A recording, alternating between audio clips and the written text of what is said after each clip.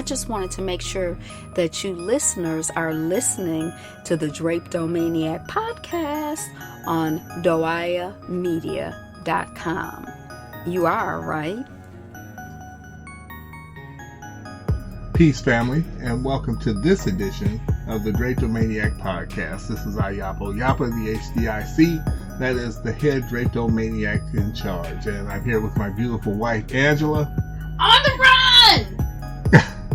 And we are here to have conversations on how to get off this plantation. Now, we have been watching a lot of the Chauvin trial. If that's even how you pronounce his name. I don't even really know how to pronounce it. It kind of is like his child in a way, though, because it's something that he participated in creating. Right. Well, it's something I think the system participated in creating. Yeah, but it's, we were having a discussion about how they keep saying the United States is on trial or the system is on trial. And the system is constantly on trial.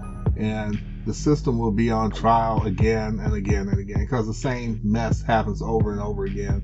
And there's just like, I don't even know if we realize that we're caught in a loop. But anyway, that's part of what we'll be discussing today. So what are your thoughts, Angela? Well, I don't even know if I think that the metaphor of the system is on trial is a useful metaphor. I mean, because I don't understand. Like, if you're on trial, then you can be judged and evaluated, and then you can be found innocent or guilty. Right. So is that? Because I'm like, the system is. Oh no, my little threader thing broke. Oh no, I didn't. Okay. I'm sewing it. I'm sewing at the same time. Okay.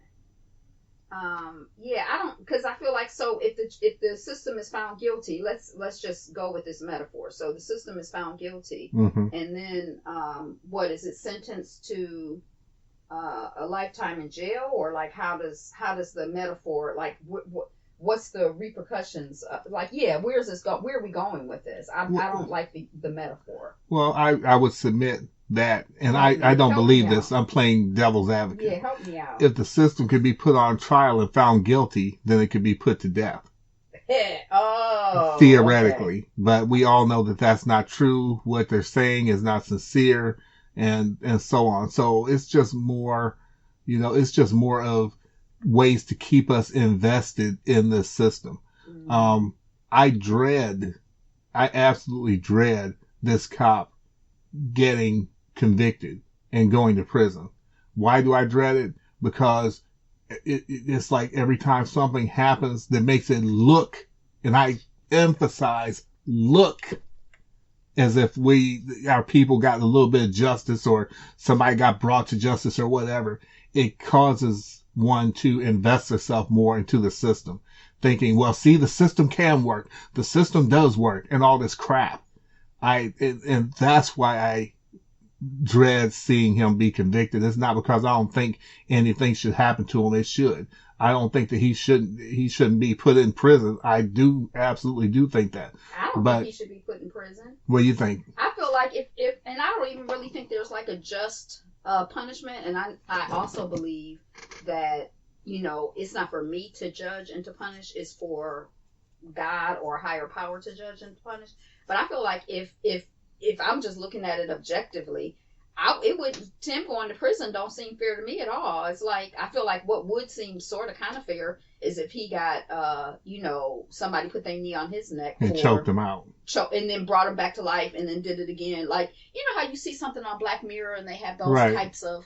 That seems, I could understand theoretically the fairness of that more than, the worst case scenario for him is. Okay.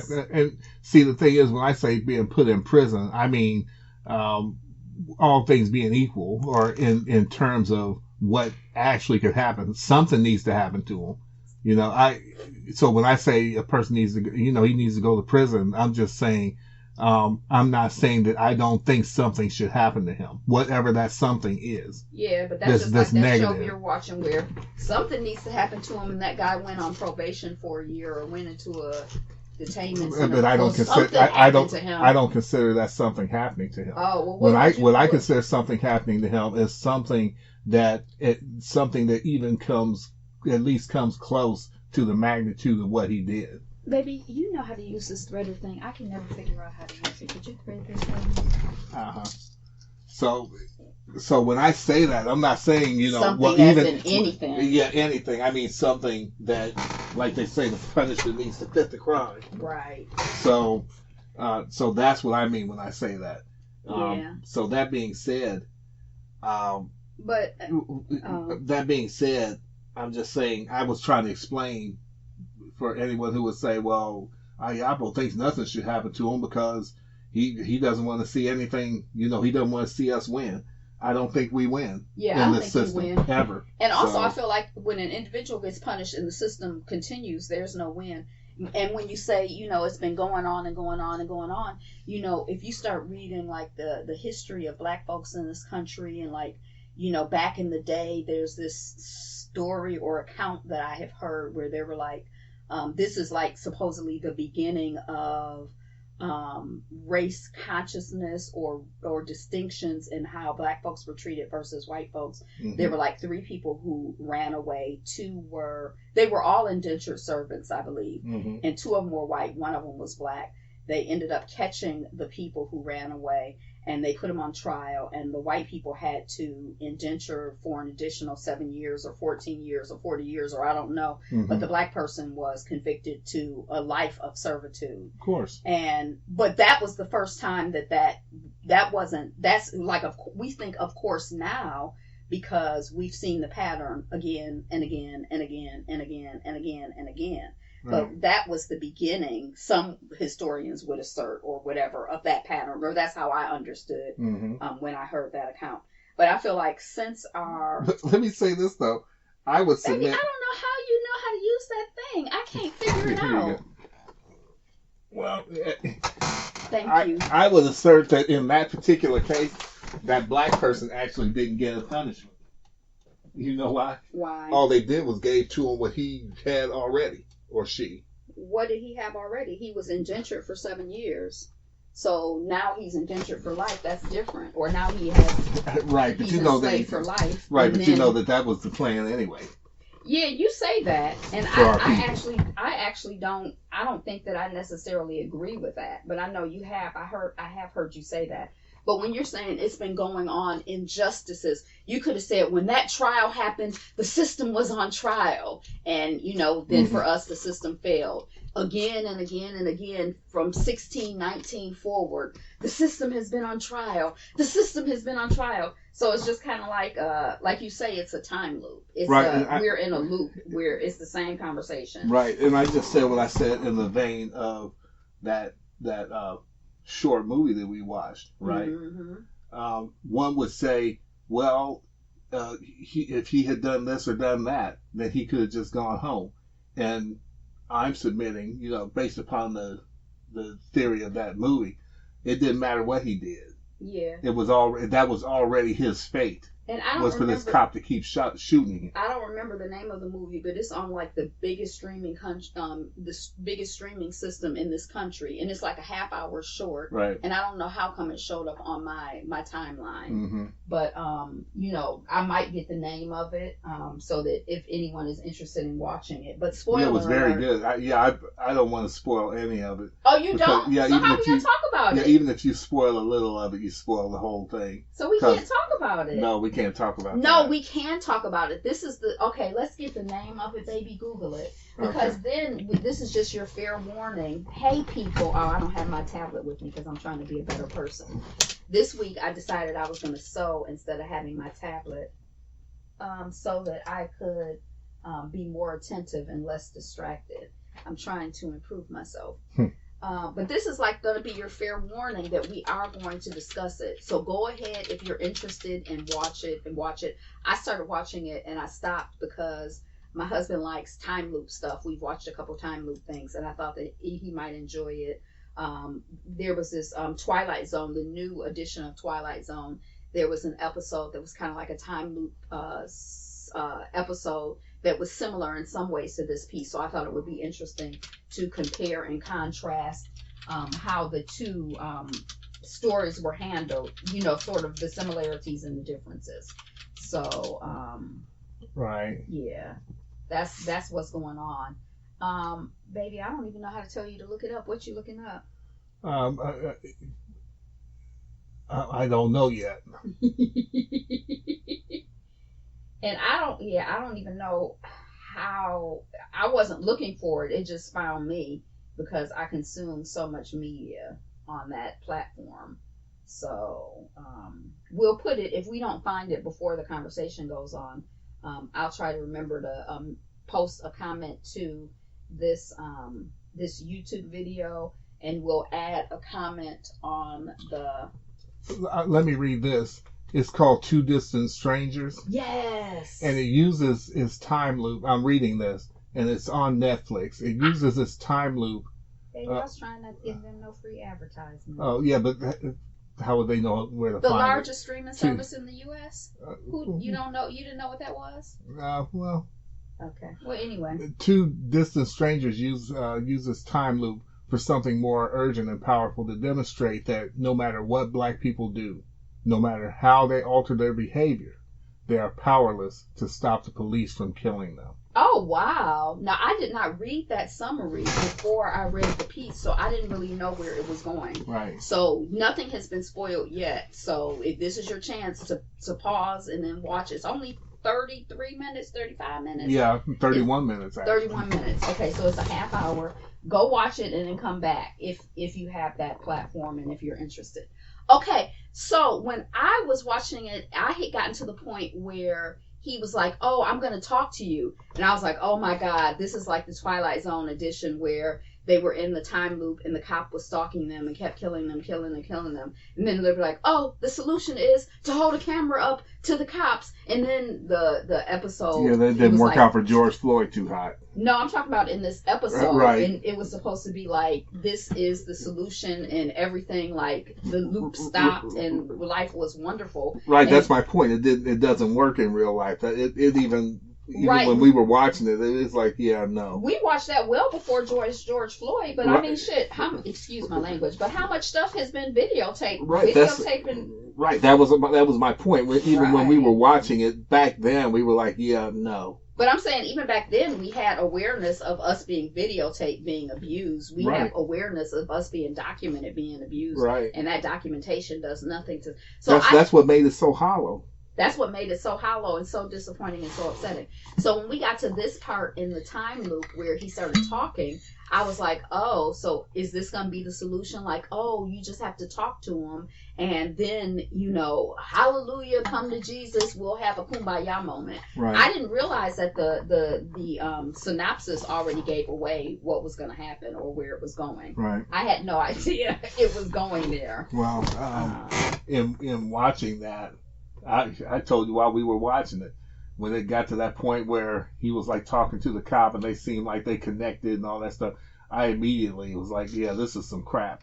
And then when it got to the very end, I was like, no, okay, yeah, this short film just redeemed itself. Right, I remember you saying that. Because the way that it played out is exactly the way that I believe of it. Right. You can't say anything, you can't do anything, you can't be, because at the end of the day, it has nothing to do with us right. or what we do. Right. Except all it has to do with is their hatred and fear of us, but it doesn't have anything to do with us per se. Right. We didn't it's create their problem. it, so we can't uncreate it. Right. It's their problem, not our problem. Right. But their problem has become our problem. Their problem has become our problem.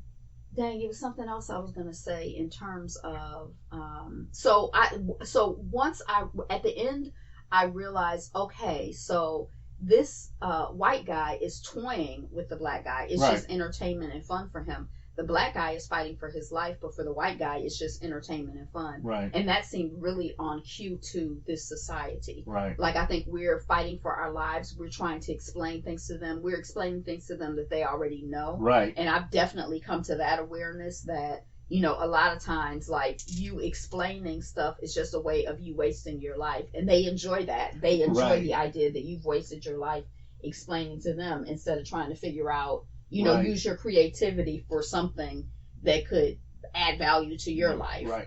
As a writer, that episode is something I wish I'd written, because I could have easily written it, because that's what happened in it is exactly the way that I perceive them. Right. And not just white people specifically, but white people, not just cops specifically, but white people in general. Yes. I believe that of them. Just like he kept going out, it showed him going out over and over explaining to this cop. He's like, what, and how many times did this happen? Right. Like he didn't know what like he was talking didn't know. And he 100% knew what was going on, and let him waste his time stand there talking to him, knowing that he was going to murder him at the end of it. Right. And then what was interesting also to me is that at the end I realized, the white knew he was in a loop, but during the thing I thought only the black knew the black person knew that he was in a loop. So it's sort of like, and I felt like when I was watching it, I was like, that's all of us. We're all in a loop. We're all trying to figure out how to get out of this alive, or get out of this. We're not going to get out of this alive, but get out of this without being murdered. Get out of this without being tortured. Get out of this without being brutalized. Get out of this. Like that. Like the black guy represented all black people to me. But it wasn't until the end toward the end that I was like, oh, and the white guy is like all white people. Right. And see, as we look at it from the black person's point of view, which is our point of view, you also look at this white person, and what you pick up from it, and like I was saying, even after watching it, this works and is relevant on so many levels, because also as it pertained to that cop, right? He wanted to be in the loop. He was happy to be in the loop. Right. The loop was serving him. The loop was serving him. And it's not serving the us as black people, but it's definitely serving white supremacy. Right. It feels good to them. They enjoy it. Right. It's entertaining. They feel powerful. They get their rocks off. It's all good for them. Right. And the thing is, they're connected. Like that cop. This is what I'm gathering from what I watched. Is that cop could go and kill anybody, and it would start the loop over again. He was connected to this specific black person. So him being all black people, him being all white people, they were connected. They were joined at the hip in that way. That as long as he kept torturing him, as long as he kept killing him, he just kept going through that same loop of enjoyment and pleasure and being on top and everything. And I think that's like a relationship thing, right? Right. They say. Wait, let me say this real quick. I wish I had a note pen. Go ahead. Let me say this real quick. What would have stopped the loop? I don't know. For the black guy to get the heck away from him. Oh, right. Yeah. Okay. There it is. I mean, we had already talked about that. I know, but we're talking on the thing now. Yeah. And so separation. If he could find a way to get separated from him and get away from him, then his misery would stop. Theoretically. There might be another white guy that would start torturing him after that. Right, but if one represents all white and one represents all black, then then get the heck away from them. Then also, like in relationships, sometimes you can get in a loop in relationships, and you just have to get out of those relationships because the dynamic between you two is that dynamic. There's not really a way to heal it. There's not really a way to raise above it except to get out of it. So sometimes it's like you just have to get away from people.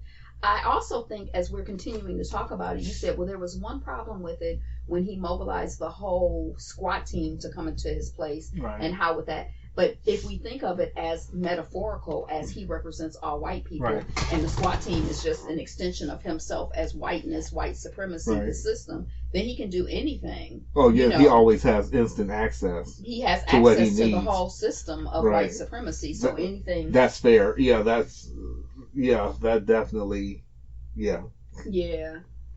So that was kind of interesting. And then the other thing that we discussed is the idea that I haven't seen as many time loop things as you have, but in general, in time loop, what I can recall, the person is in misery. And when I first started watching it, the black guy was in misery because he was in this loop, and he kept getting murdered. He kept getting murdered. But then at the end, when you get the twist or whatever, the idea that this white guy is in the time loop and it's not misery for him. That was a little different time. Right. That was a little different perspective for me on time loops. But you said earlier that loop was serving him. That loop was serving him. But do you know of any other time loop stories where the people are happy to be in the time loop? In Palm Springs, he was happy. He was happy to be in the time loop. He was happy to be in the loop as long as he was making the loop serve him. Right. And when things went sideways, he didn't like it too much. Yeah. But as long as that loop was serving him, he didn't mind it. And if you remember, he told the young lady he didn't want to get out of the loop. Right, I remember. I mean, I didn't remember which specific story it was. Right. But, yeah. And actually, I think, I don't really know how to articulate it clearly, but I feel like our life is actually a time loop. It's like every day it's the same thing, more or less. Mm-hmm. How do you handle that time loop? How do you use it? So I think that the idea of time loops is an interesting thing. The ways in which some of us are able to make peace with time and some of us aren't, and I did have some problems. There, like one thing that I had, the woman character who I had a problem with her. So there was a dark-skinned black man, a light-skinned biracial woman, a white man, and then there was a background character of Latina, a biracial, Latina Indian brown woman who was recording a couple of times, but enough that I noticed her. So there were no black women. So, Well, the woman might have been black. She might have just been light-skinned black. There were no unambiguously black women. Okay. There were no dark-skinned black women. And that's common. You'll see that again and again and again. It's kind of like what represents me as a black woman is almost always a light-skinned and or biracial woman. Right. What represents black men is a dark-skinned, because he was dark. He was unambiguously That's not black. true 100% of the time, but yeah, typically No, I that's said true. typically in general. I didn't say 100% of the time. So that I have a problem with that personally. Like I get tired of that, and I wish I enjoy seeing something different. Right. And also the particular way that either the actress was written, the actress chose to play the role, the way that she was directed. I was very annoyed by her, and but I feel like she was doing this sister girl thing, and she was a small part of the movie, so it didn't end up being a big thing. Right. But where she I don't know, it seemed like she was putting on her blackness, and Right. there were a couple times, and it kind of rubbed me the wrong way.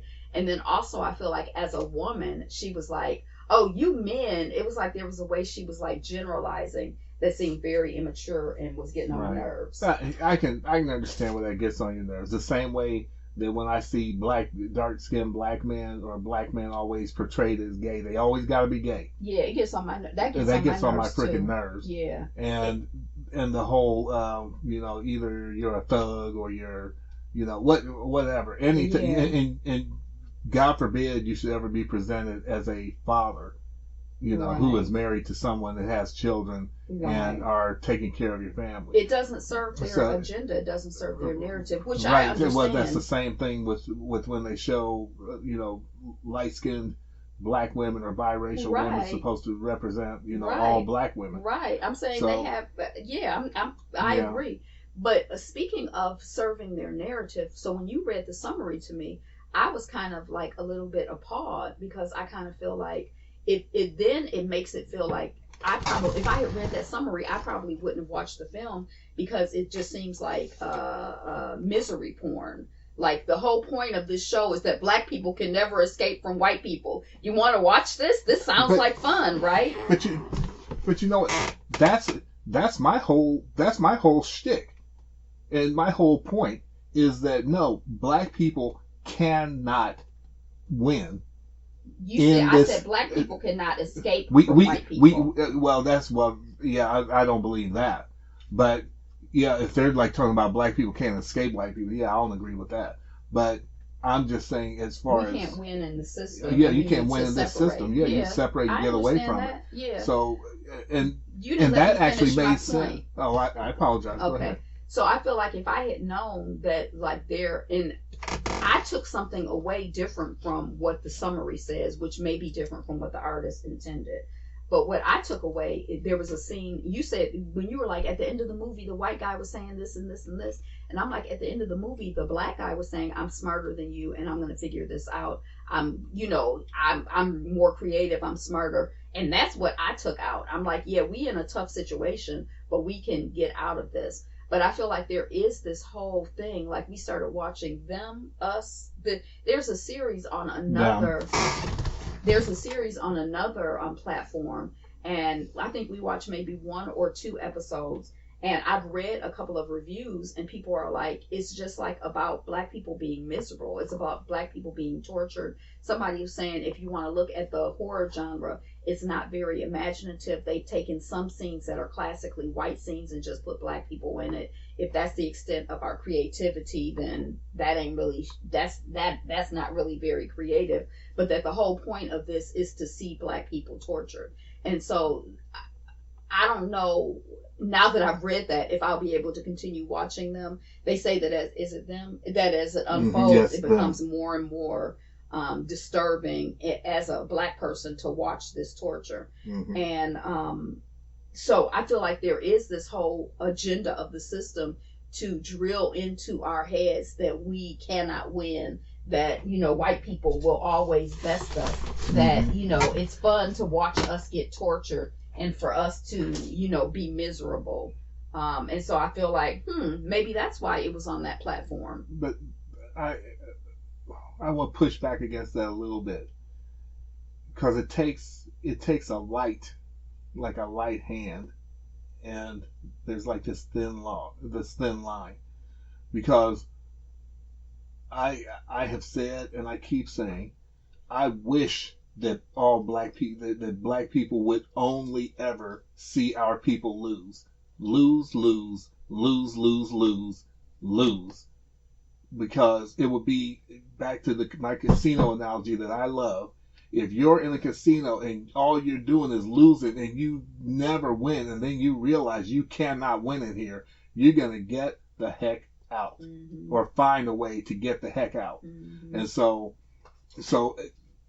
I don't like seeing our people where it looks like we get a win, and now if we get a win, like if one of our people escapes and then that creates the win, I like seeing that.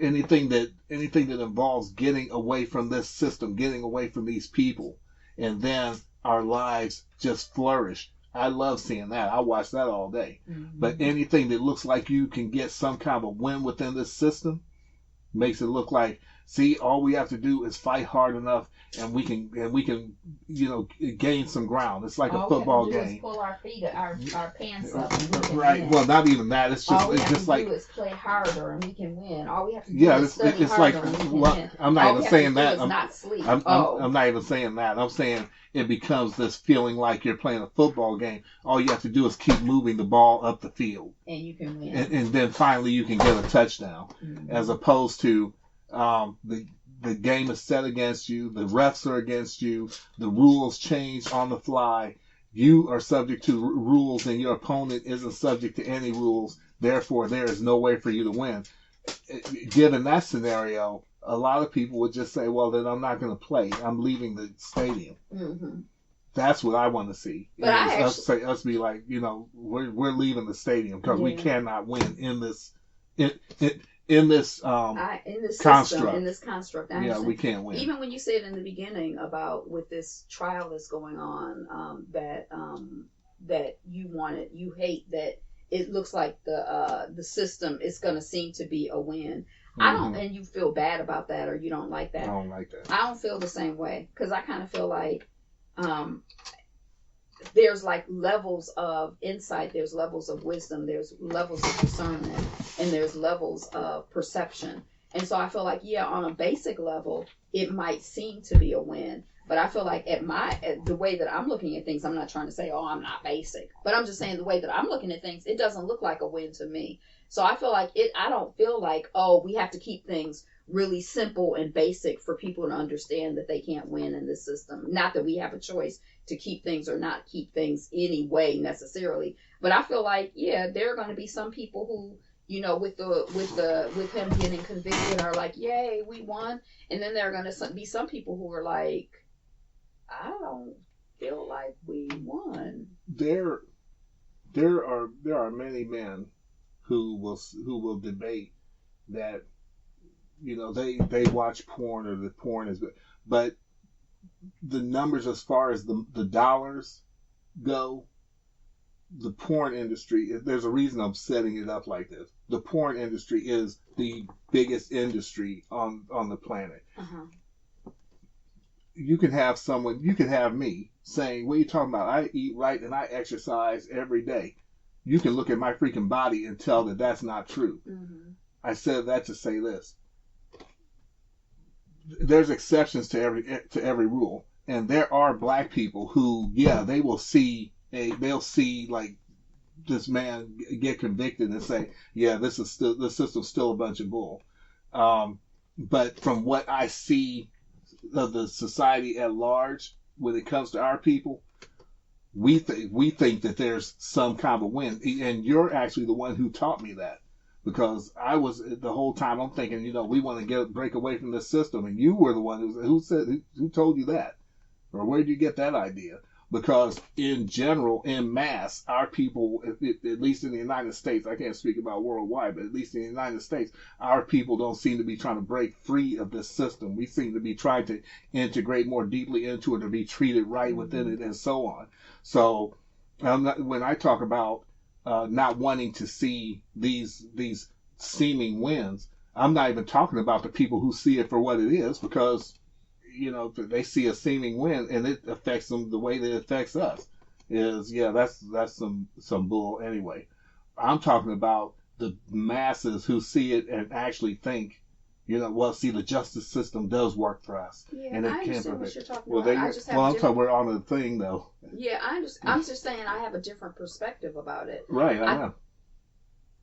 I think that even if the mass, like, I think that if 1,000 people, if last year or 50 years ago, 1,000 people are like, yay, it's a win. I think this year, 999 people are like, yay, it's a win. And next year it'll be 998. I don't know what the numbers are, but I'm saying, even though most people are oriented a certain way, and, you know, as they come into, by the time they come into consciousness, you know, this life is over for them or whatever, I still feel like there's a general progress. And maybe that's just, you know, wishful thinking. Like, the arc of justice is long and wide, right, and not deep or whatever. Right, I don't believe that crap. Yeah, I do. I mean, I don't know if I believe that specific quote, but I definitely personally believe that that there is that there's progress. I believe that there's progress and growth.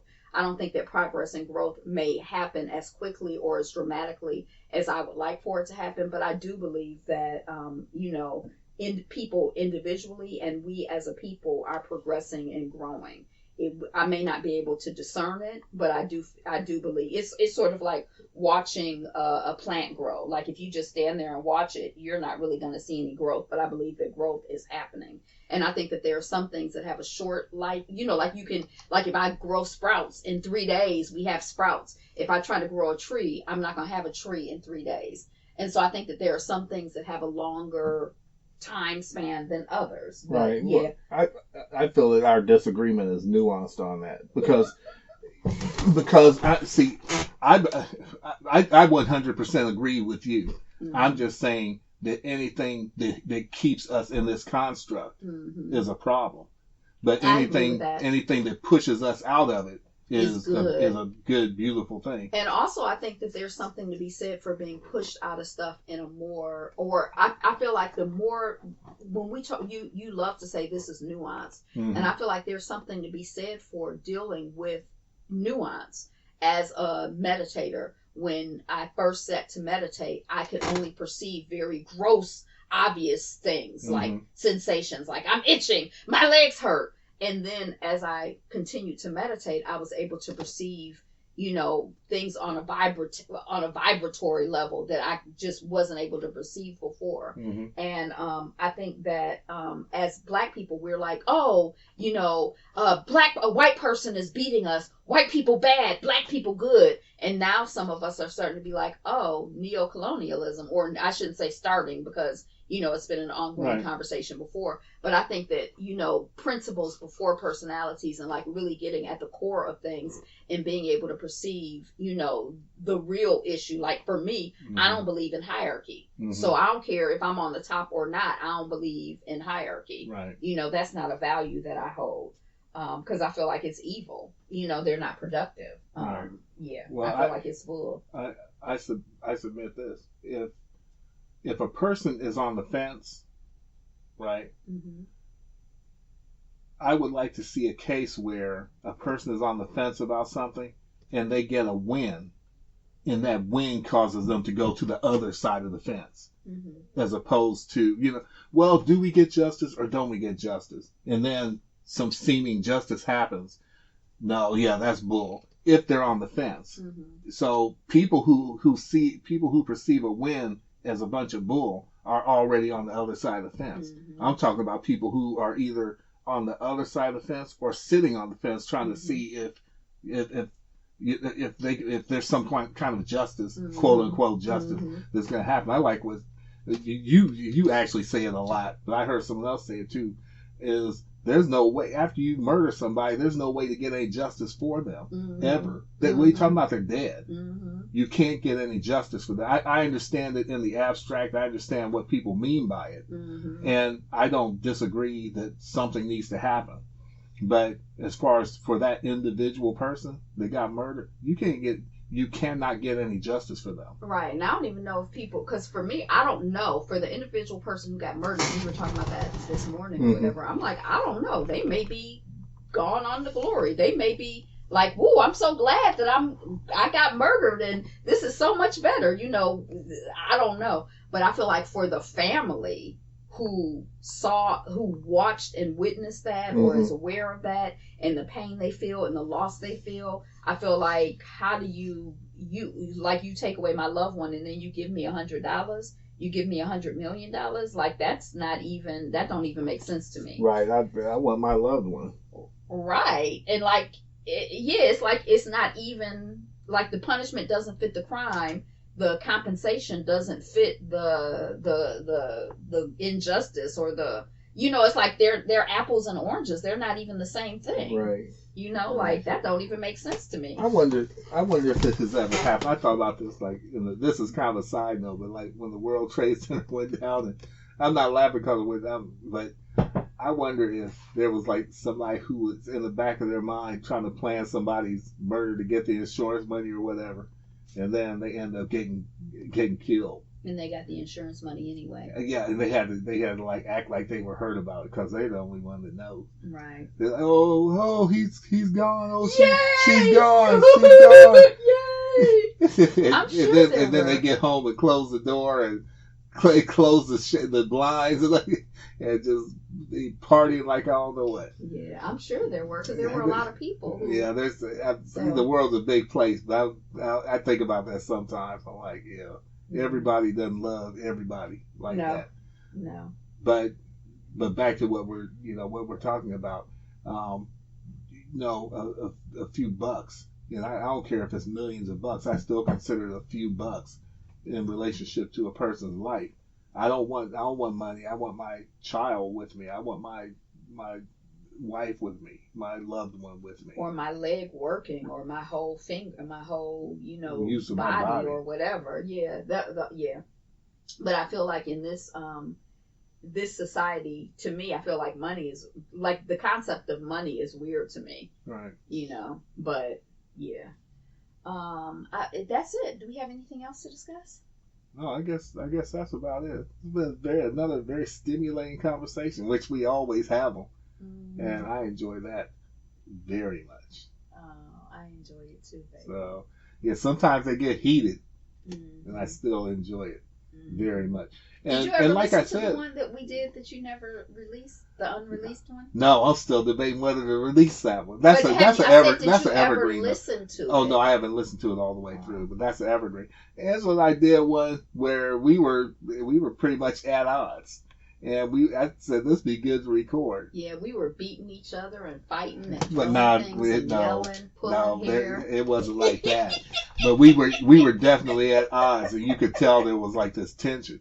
And my whole reason for wanting to record it was just, the whole thing of, just because you don't agree with somebody doesn't mean that you don't still love, respect, and honor them. That's in still a deep very way. age of social media. I want to record this. Yeah. Yeah. Yeah, but I don't know. There just seems to be this thing where I don't agree with you, so I'm gonna cancel you. I don't agree. That's just I don't understand that. Yeah, I think it's pretty.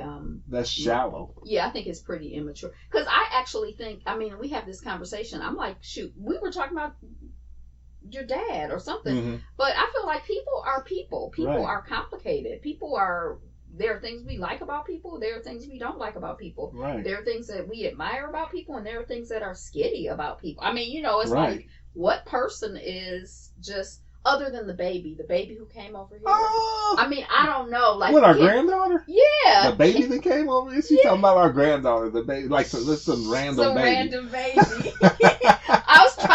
I'm trying to say it in a way that maintains That little her sweetie. privacy. But She still need a butt whooping. But I'm like, I don't. When I look at a baby, I'm like, I don't know about them, but people like a full grown person. It's like, yeah, they Right.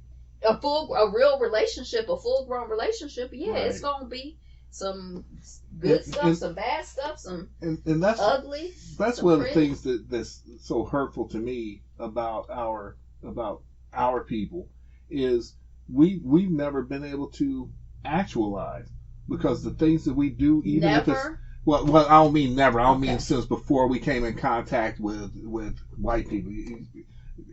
Since the time of enslavement, we've never been able to actualize.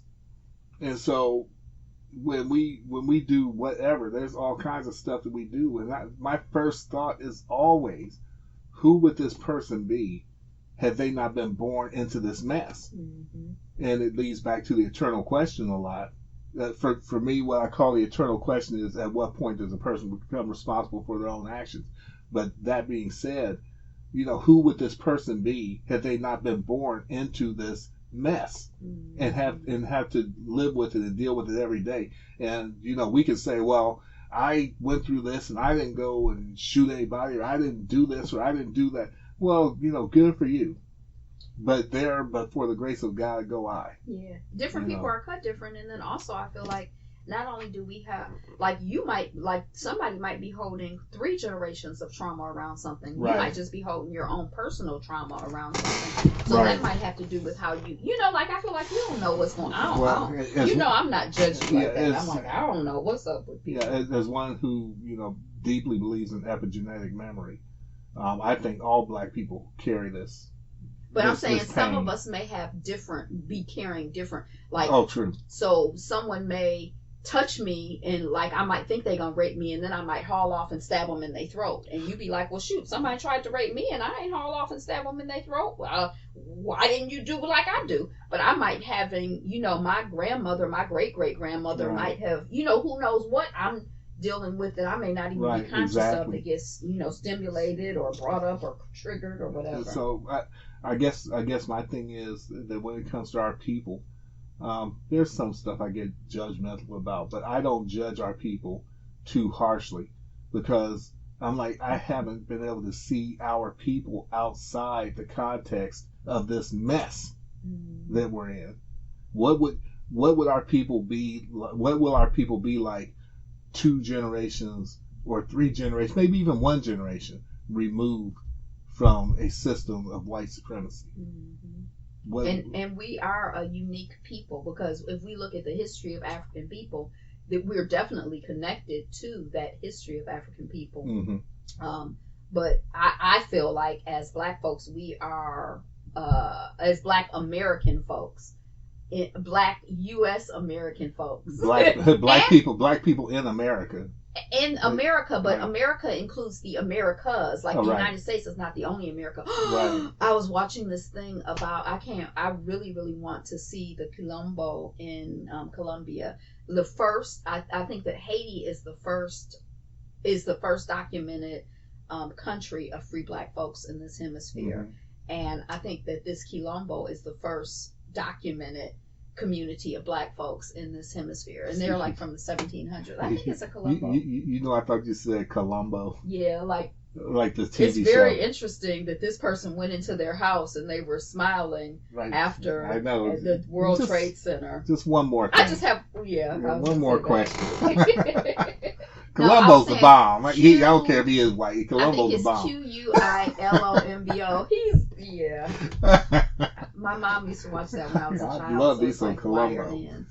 But I want to. I don't know how I got on the subject, but I'm excited to.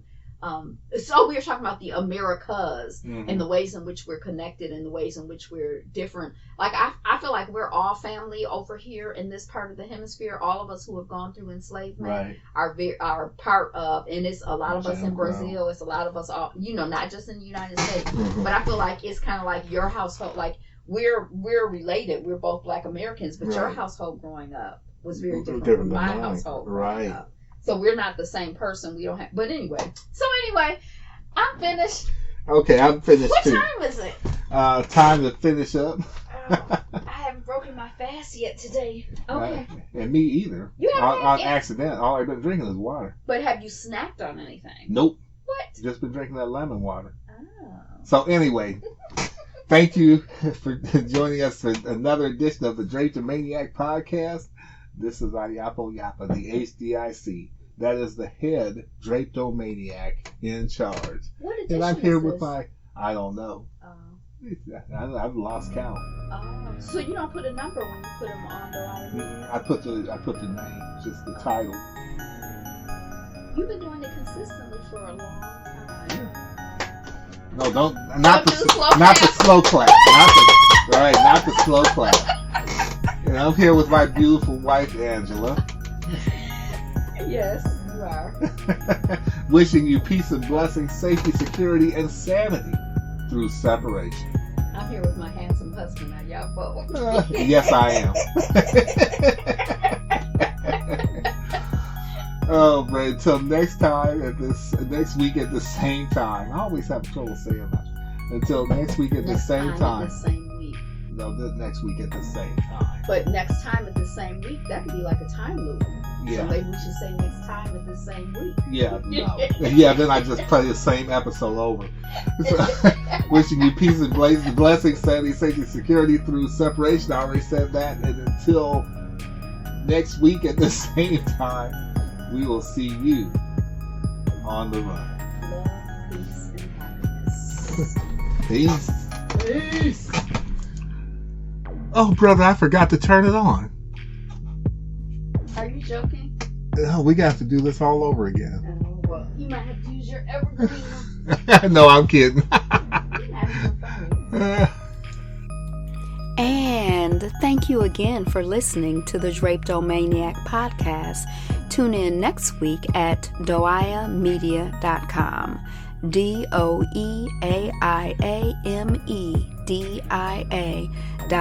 DOEAIAMEDIA.com. And again, we'll catch you on the run. Peace.